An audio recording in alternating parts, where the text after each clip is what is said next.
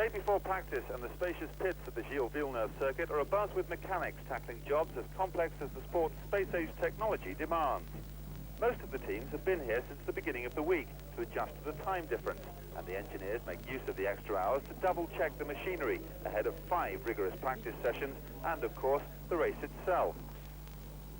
But while some mechanics are interested in the cars, others have their minds on boats and the annual pit crew raft race.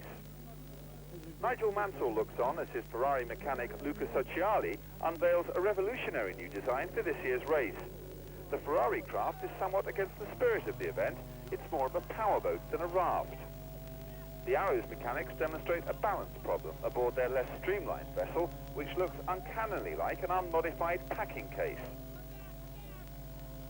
Six-wheelers may be banned on the track, but Team Minardi aren't too bothered.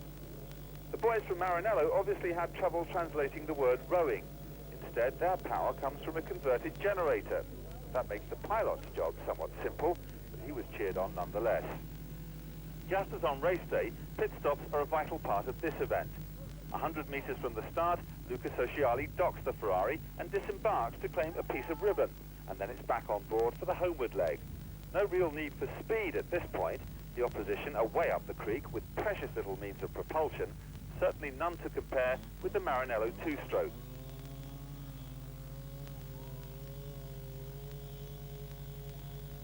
No evidence of a flying front wing on the 1990 Tyrrell.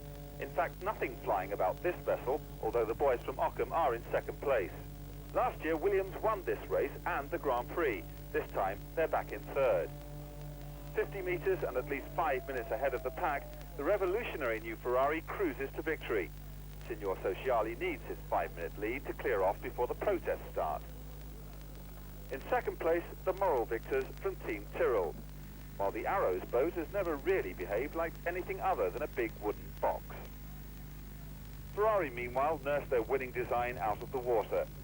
Next stop, a museum, or maybe a certain swimming pool on the Isle of Man. Thanks, Matt. Well, Friday morning dawned warm and bright, and thousands of enthusiastic Canadian race fans were already on the Ile Notre Dame in time for the 8 a.m. start of pre-qualifying. Just 4 cars out of the 9 go forward into qualifying proper. The unlucky 5 would have travelled across the Atlantic for just an hour of action. The track was extremely dusty, and the question mark was whether the AGS team from France could end their appalling run of disasters, or if the same quartet that qualified in Imola and Monaco would make the cut this time. One man not expecting to go far was Bruno Giacomelli in the overweight line, and he didn't.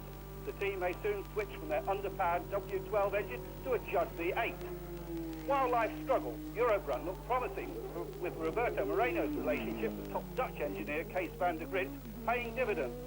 Roberto was fastest, his teammate Claudio Langes was off the pace again, and rumours linked Britain's Mark Blundell with that drive. Meanwhile, despite their major sponsorship, AGS continued to struggle. Neither Gabriel Tarquini nor Yannick Dalmas making the show yet again.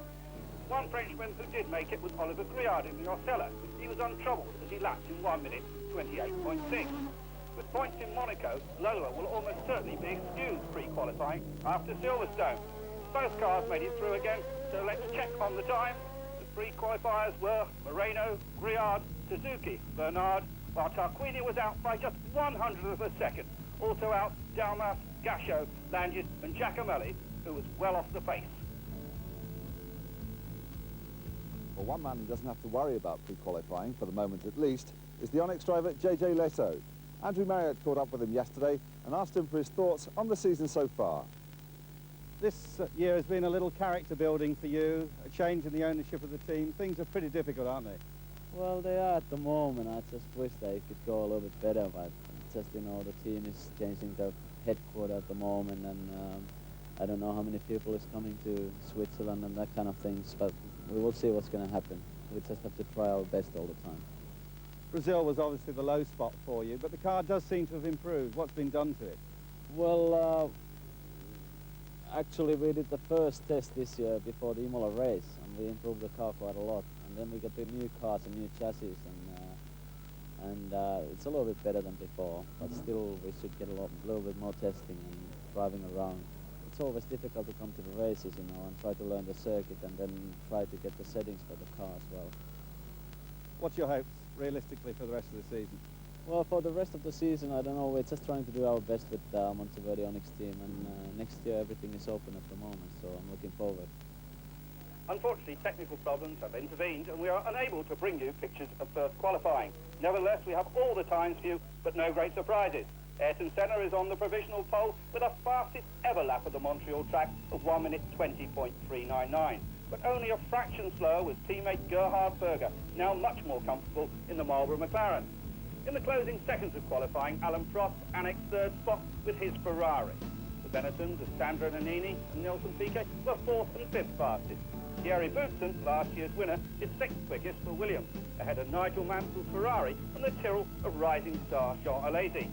Riccardo Patrese is ninth in the second Williams, and Stefano Modena, he was very impressive, 10th place in the new Brabham. The Lotuses of Derek Warwick and Martin Donnelly have recorded 11th and 12th fastest times. John Watson is with me in the commentary box. John, your comments on the continuing McLaren domination. Well, really, there's no big surprise in Senna and Berger being first and second quickest. Senna was 3/10 quicker than Berger.